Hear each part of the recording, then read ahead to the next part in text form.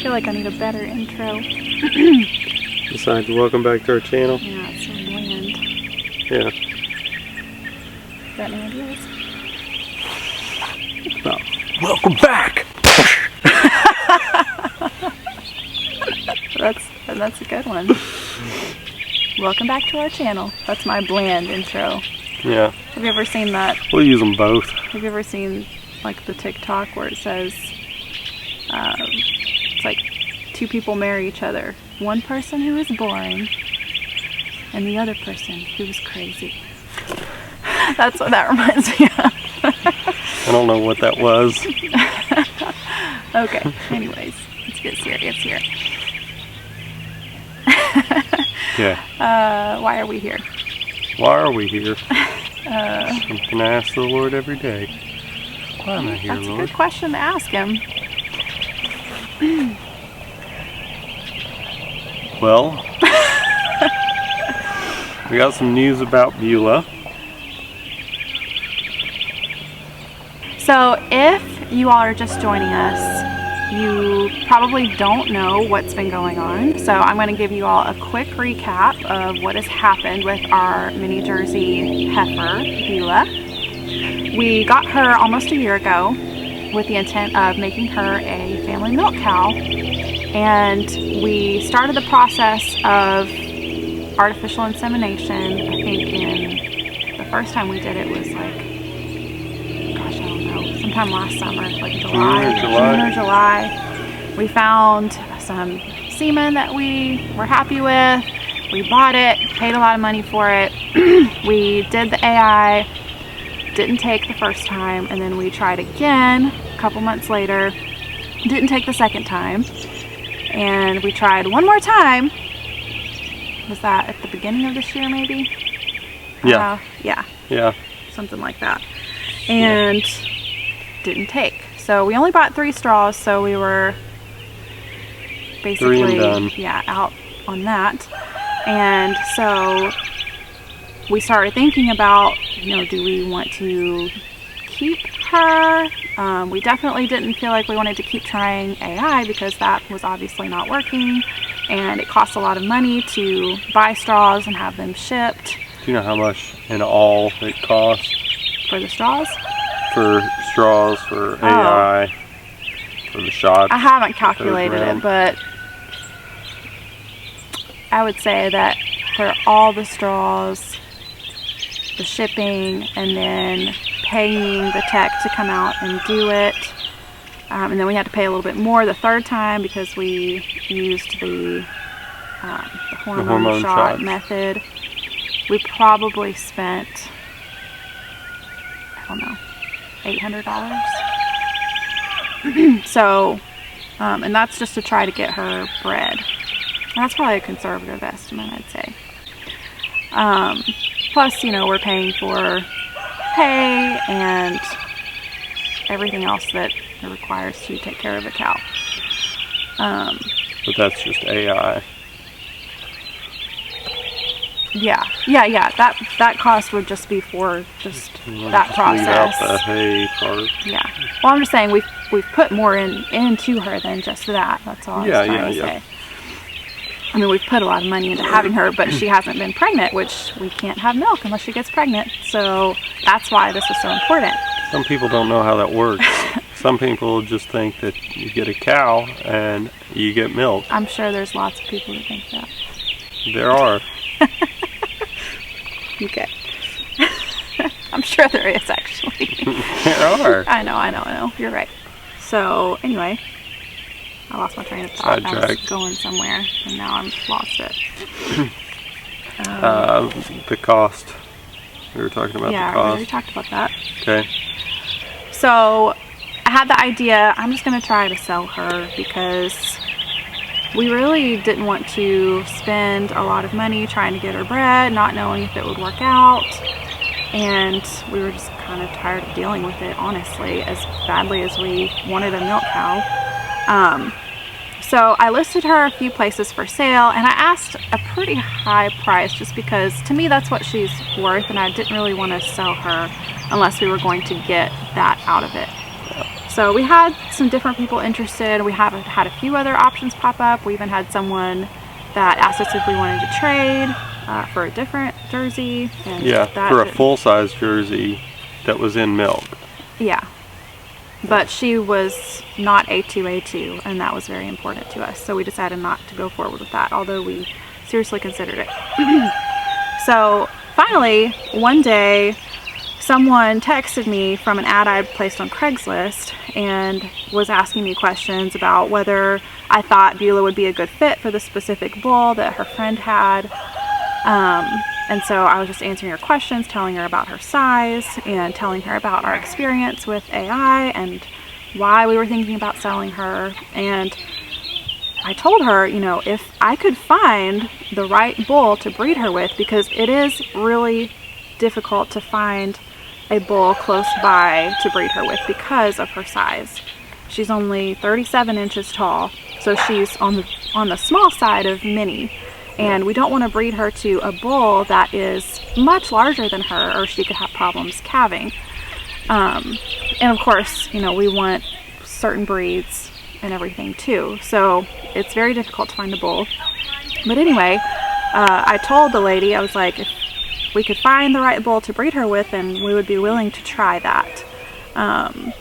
And so she said, well, I'm pretty sure my friend would let you bring her to her farm and breed with this bull. And it was a miniature Dexter. He was about the same height as her. He's like maybe a couple inches bigger, taller. Yeah. But not a lot. I mean, he's really small for a Dexter.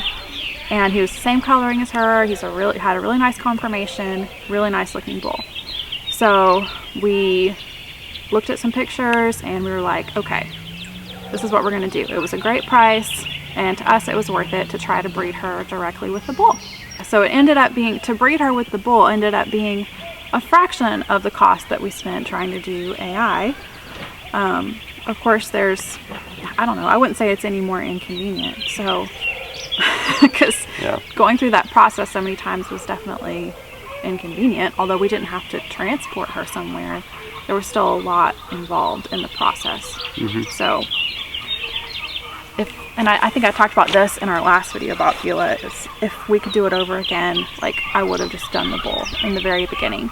Although we really wanted to breed her with a miniature Jersey, and that's the main reason why we chose to do AI in the first place, so we could get a little more money out of the calf. Like, the reason we got her is to get milk, and you don't have to breed her with a specific breed to get milk from her. So anyway, as you all saw in our last video about Beulah, we took her to that farm. It's about an hour away. We've had some things that happened while she was there that kind of made us worry that she had a cyst or something, that she possibly was coming into heat every 7 to 10 days. But after talking to our vet, it turns out that she was just kind of getting used to being around other cows and being in a new place, because what she was doing is she was mounting those other cows regularly. She's really friendly. Yeah, she's really friendly, and she was being very friendly. Yeah. So we told our vet about what was going on, and he said, as long as she's not standing to be mounted by the bull that often, then you're probably good. So we just waited it out. We decided, you know, not to do anything else and just wait the 30 days to test her for pregnancy, because she went into heat. Well, she went into heat about a week after we took her there. So it's been 30 days since her last heat, and yesterday I got a call from the lady that owns the farm that she is at. They did pregnancy testing on some of the other cows that she has there, so they just went ahead and did one on Beulah too, and she is pregnant.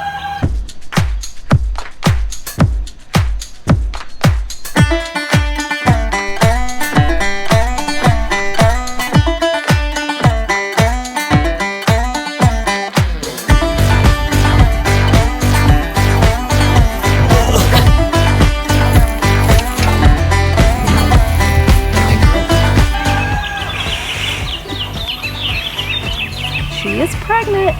Yeah. And I am so excited. So we'll go back probably sometime next week and pick her up, bring her back here. So there will be a lot more Beulah videos to come. Yes. So now we are so excited that our dream of having a milk cow is one step closer. We're one step closer to our dream of having a family milk cow and actually, you know, getting a product from her. So we are working out when to go pick her up. It's probably going to be sometime in the next week or two. And we'll be bringing her back here, and she'll be back to grazing. It's spring now, so she's going to have grass, and it's going to be great. She is due probably in early December. Yay! So really, that is the whole purpose of this video. We wanted to share with you guys an update, what's going on with Beulah, although she's not back yet. She is coming back. She's coming back. She's coming back pregnant. And she's not coming back in butcher paper. So, that's good. That is good.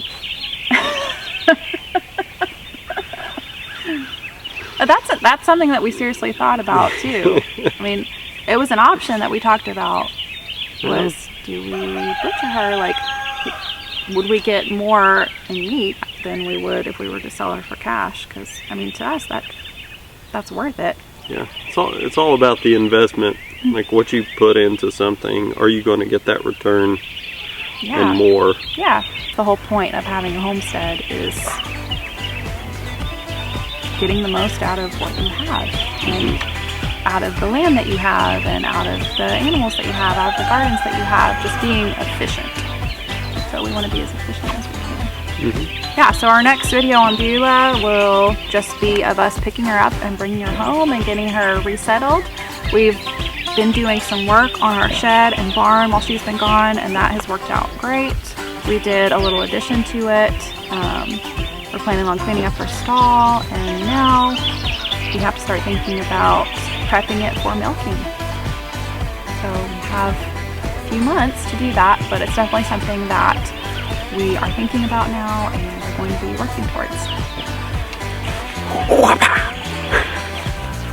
Thank you all so much for watching our channel. We really appreciate all of you who are subscribed and who have asked us questions about Beulah and have been so interested. It's been just really fun to share this journey with you all, and we hope to continue to do that.